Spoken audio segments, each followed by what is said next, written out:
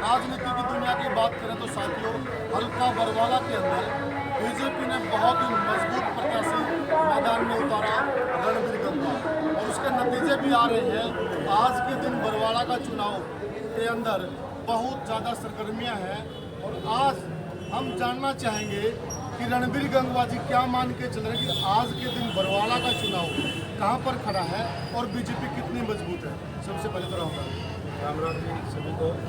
गंगवा जी क्या मान के चल रहे हैं कि आपका जो चुनाव है आज की परिस्थिति में करें, सीएम साहब ने रैली की, बड़ी अच्छी रैली गई आपकी, आज के दिन बरवाला का चुनाव आपकी नज़र में कहाँ खड़ा है? देखिए, जब से मैं बरवाड़ा के अंदर आया हूँ तभी से लगातार लोगों का प्यार प्रेम आशीर्वाद मिल रहा है। मैं गाँव के अंदर गया जी, तो युवाओं ने ट्रैक्टर लेकर के, मोटरसाइकिल लेकर के, जुलूस के साथ चौपाल तक लेकर के गए। माताओं बहनों ने आशीर्वाद दिया, बुजुर्गों ने आशीर्वाद दिया। और अब मेरे चाय के प्रोग्राम, कल से मैंने चाय के प्रोग्राम शुरू करे हैं, तो जिन जिन गाँवों के अंदर मैं गया हूँ जी, कल गाड़ी बदली के अंदर 25 जगह पे मेरी चाय थी। अच्छा। और हर जगह जो है चाय पे सभा का रूप जो है हर जगह ले लेती थी। इसी तरीके से आज सुबह मैं ढाणी खान बहादुर गया जी, और खान बहादुर में जिस ट्रैक्टरों के साथ और मोटरसाइकिलों के साथ मैं मानता हूँ कि कम से कम 500 से ज़्यादा युवाओं ने जी वो लेकर के मुझे गांव के अंदर गए और वहाँ चाय की बजाय एक जनसभा कर दी। और उसके बाद में लगभग 15 जगह पे मैं चाय पी करके आया। उसके बाद में ढाणी गारण गया, मंगहाड़ गया, ढाणी बीरदाद गया। इन ढाणियों में जाकर के अब मैं बरवाड़ा में पहुंचा हूँ। ज़बरदस्त रिस्पॉन्स लोगों का जो है वो मिल रहा है और दिन दिन ये चुनाव हमारा और ऊपर की ओर जा रहा है। और निश्चित तौर पर आज मैं कह सकता हूँ कि हम बरवाड़ा बड़े अंतर से जीतने जा रहे हैं। कुछ दिन पहले बरवाला से खबर आई कि जो यहाँ के चेयरमैन हैं रमेश बैठनेवाला, वो बीजेपी छोड़ गए और उनके साथ काफ़ी सारे पार्षद चले गए, परंतु कल फिर एक परसों आपने यहाँ दिखाया काफ़ी सारे जो पार्षद थे आपके आने से पहले वो एक ग्रुप थे हमारे साथ रामकेश बंसल करेंगे, उन्होंने पहले चुनाव लड़ा था उन्होंने, और लगभग सभी का एक सुर में कहना था कि हम बीजेपी में थे, बीजेपी में हैं, बीजेपी में रहेंगे। तो इस प्रकार की जो खबर निकल के आ रही थी उसके बारे में आप क्या कहें? कांग्रेस पार्टी के लोग केवल और केवल झूठ फैलाने का काम करते हैं जी, और इसीलिए इतनी बड़ी पार्टी जो है उसकी हालत हरियाणा प्रदेश के अंदर नहीं बल्कि देश के अंदर इस टाइप की हुई है।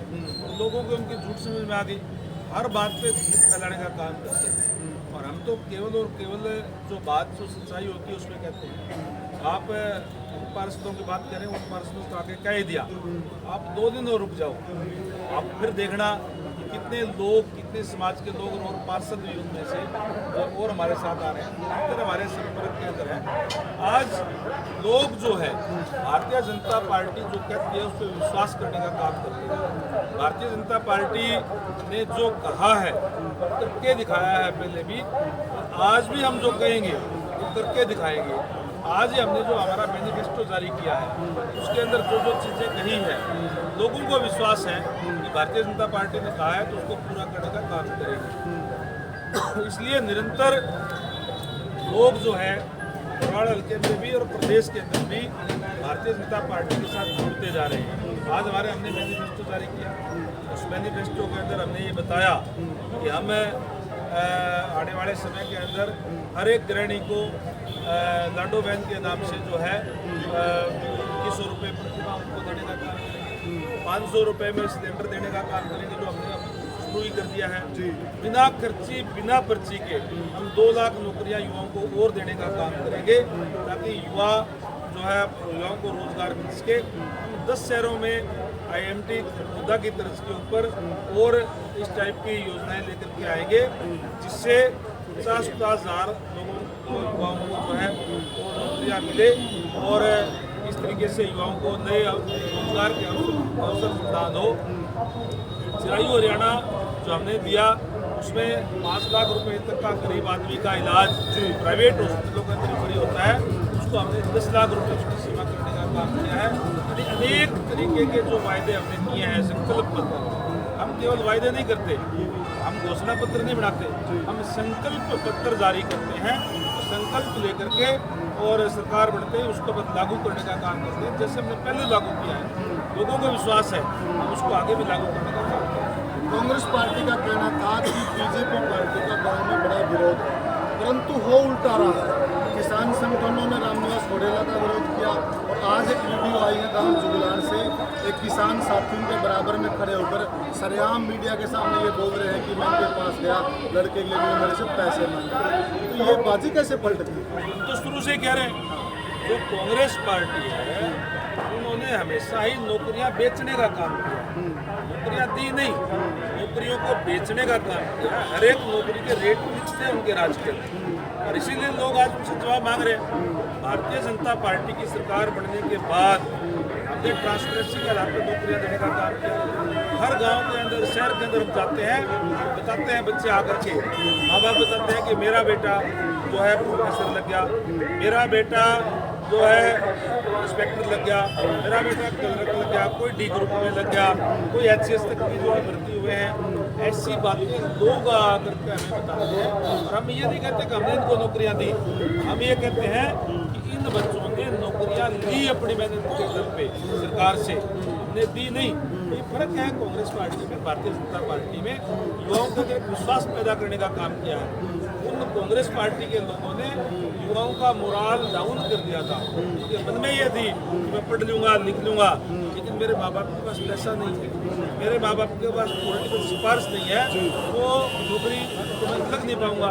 हमने उस विषय को युवाओं के मन से दूर करके मेरिट के आधार पर नौकरियाँ देने का काम किया है। इसीलिए आज चाहे गाँव हो, चाहे शहर हो, तो सारी की सारी जनता जो है आज भारतीय जनता पार्टी के साथ है।